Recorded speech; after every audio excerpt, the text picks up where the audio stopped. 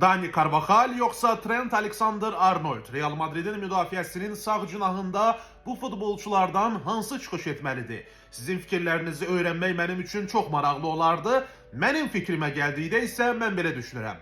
Vacib qarşılaşmalarda, ələxsus əgər Real Madrid səfərdə çətin rəqiblə oyun keçirirsə, mənə görə Dani Carvajal'ın meydanda olması daha yaxşı haldır. Nəyə görə? Dani Carvajal müdafiə məsələsində Trent Alexander-Arnold'dan qat-qat güclüdür. Trent isə təbii ki, zəif və ortabab komandalarla maçlarda özünü ən yaxşı tərəfdən göstərə bilər. Nəyə görə?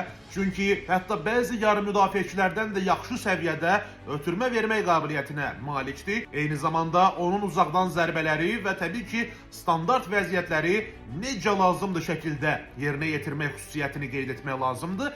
Dani Carvajal isə mənim fikrimcə həm müdafiədə, həm hücumda komandaya faydalı ola bilər. Düzdür, hücumda Trent Alexander-Arnold o qədər də yaxşı təsir bağışlamır, həm də yaşını da nəzərə almaq lazımdır. Dani'nin artıq 33 yaşı var, amma müdafiə məsələsində Dani Carvajal təbii ki, mənim fikrimcə bəlkə də hələ də dünyanın ən yaxşısıdır.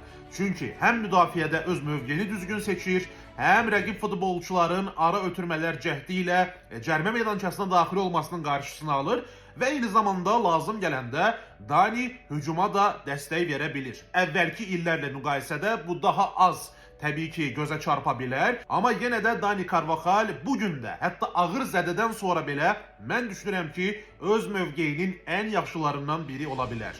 Sizin fikrinizi öyrənmək mənim üçün çox maraqlı olardı. Odur ki, dəyərli madridistalar və neytral futbol sevərlər fikirlərinizi şərh bölməsində yazın və təbii ki, videoya like qoyub paylaşmağı da sizlərdən xahiş edirəm. Sonuna qədər Ala Madrid, qələbələr bizimdir.